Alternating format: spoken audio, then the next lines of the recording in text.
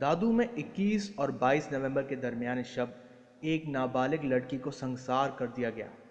سنم گل نامی لڑکی کو جرگے یعنی گاؤں کی کونسل کے فیصلے کے بعد سنسار کر دیا گیا، جس نے اسے کاری قرار دیا۔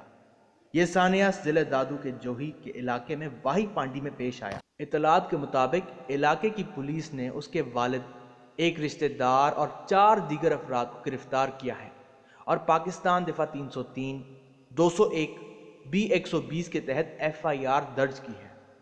والد اور دیگر افراد کا دعویٰ ہے کہ ان کی بچی لینڈ سلائیڈنگ کی وجہ سے ہلاک ہوئی تھی، لیکن پولیس کا دعویٰ ہے کہ یہ موت سنساری کی وجہ سے ہوئی ہے۔ وہ ثابت کرنے کے لیے اب بھی شواہد اکٹھا کر رہے ہیں۔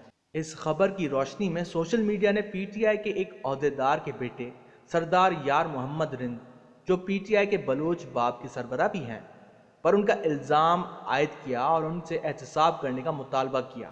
میڈیکل بورڈ کے مطابق جس نے بدھ کے روز جسم کو نکالا، بچی کی لاش پر مبینہ طور پر ایک 15 دن قبل جرگے کے فیصلے کے دوران سنسار کیا گیا تھا۔